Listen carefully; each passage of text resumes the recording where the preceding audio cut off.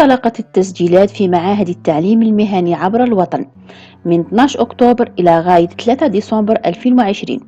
ما هو مسار التعليم المهني؟ ما هي أهدافه؟ وما هي الشهادات المسلمة؟ تعرف على الإجابات في هذا الفيديو مع السيد زمور فريد، مدير الدراسات والتربصات بمعهد التعليم المهني للفندقة والسياحة بوعتورة مريم جيجل.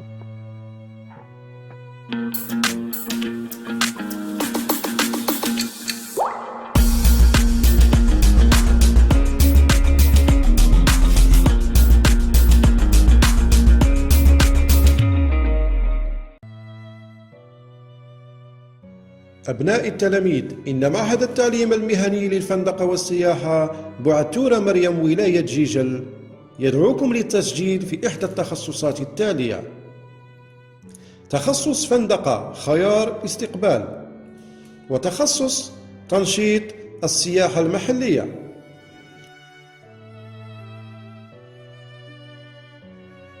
شروط التسجيل: الرابعة متوسط ناجح إلى الثانوي أو مستوى الأولى ثانوي معاد توجيهه.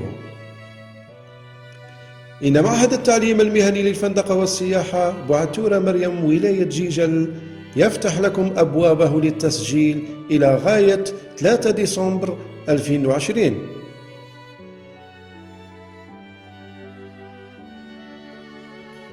ما هو التعليم المهني؟ التعليم المهني تعليم أكاديمي وتأهيلي ممنوح من مؤسسات التعليم المهني. هدفه الأساسي هو تكوين تلاميذ وتحضيرهم للحصول على مناصب شغل. التعليم العلمي والتكنولوجي يهدف لاكتساب الثقافة العلمية والتكنولوجية التي تسمح بمتابعة الدراسة لنيل تأهيلات عليا امتدادا للفرع المتبع. يقدر الحجم الساعي الأسبوعي ب16 ساعة، أي ما يمثل 40% من الحجم الساعي الإجمالي. التعليم التأهيلي ويهدف إلى اكتساب مهارات مهنية ضرورية لممارسة مهنة. يقدر الحجم الساعي ل20 ساعة، أي ما يمثل 60% من الحجم الساعي الإجمالي. أما فترات التكوين في الوسط المهني وتهدف لاكتساب مهارات خاصة بمنصب العمل. يتم تنظيم هذه الفترات بالتناوب ما بين مؤسسات التعليم المهني والمؤسسات الاقتصادية المستقبلة أثناء هذه الفترات من طرف مؤطر تعينه المؤسسة ومكون يعينه المعهد التابع له. تنظيم مسار التعليم المهني: يحدد المرسوم التنفيذي رقم 17212 المؤرخ في 20 جويلية 2017 تنظيم أطوار التعليم المهني المتوجة بشهادة التعليم المهني BUP وشهادة التعليم المهني العليا BUPS. تحضر هاتان الشهادتان في النمط الحضوري في المؤسسات العمومية للتعليم المهني.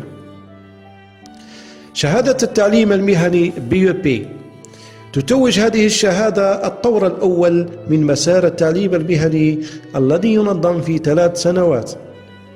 يلتحق بالسنة الأولى من الطور الأول من التعليم المهني المحضر لنيل شهادة التعليم المهني BUP تلاميذ السنة الرابعة متوسط الناجحون للطور ما بعد الإجباري، والتلاميذ المعاد توجيههم من السنة الأولى ثانوي.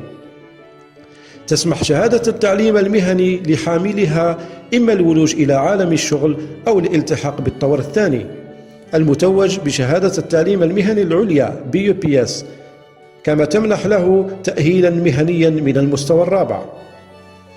شهادة التعليم المهني العليا BUPS تتوج هذه الشهادة الطور الثاني من مسار التعليم المهني الذي ينظم في 2 سنين. يلتحق بالسنة الأولى من الطور الثاني من التعليم المهني المحضر لنيل شهادة التعليم المهني العليا BUPS التلاميذ الحائزون على شهادة التعليم المهني BUP والتلاميذ الحائزون على شهادة التعليم المهني من درجة ثانية DUP2 امتدادا للفرع المتبع. تمنح هذه الشهادة لحاملها تأهيلا مهنيا من المستوى الخامس. يشمل مسار التعليم المهني طورين: الطور الأول يتوج بشهادة التعليم المهني BUP يعادل شهادة تقني ويرتب في المستوى الرابع من التكوين. ينظم هذا الطور خلال 36 شهرا، كما بإمكان المتحصل على شهادة التعليم المهني مزاولة تعليمه في الطور الثاني. الطور الثاني يتوج بشهادة التعليم المهني BUPS، يعادل شهادة تقني سامي ويرتب في المستوى الخامس من التكوين. ينظم هذا الطور خلال 24 شهرا. أهداف التعليم المهني: التحضير للولوج إلى عالم الشغل، السماح بالالتحاق بتكوينات ذات تأهيلات أعلى امتدادا للفرع المتبع. معاهد التعليم المهني بالجزائر: هناك 17 معهدا للتعليم المهني على مستوى القطر الجزائري متواجدة بالولايات التالية: جيجل، قسنطينة، باتنا، البوليدة، سطيف، الأغواط، الشلف، وهران، بسكرة، البويرة، تبسة، ورقلة، ومرداس، تيزي وزو، وتيبازا.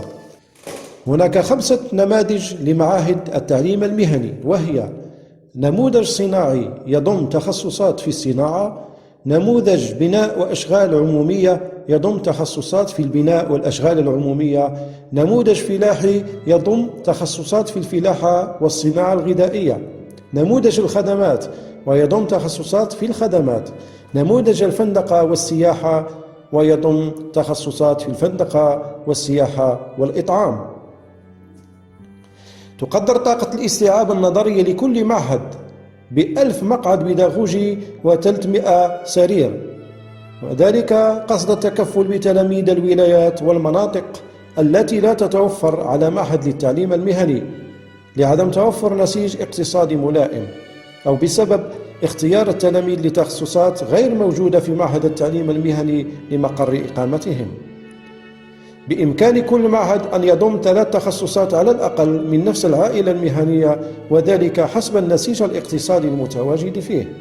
يسمح هذا التنظيم بترشيد النفقات في مجال التجهيزات والتأطير، وذلك كون هذه الفروع تتضمن محتويات تدريس مشتركة.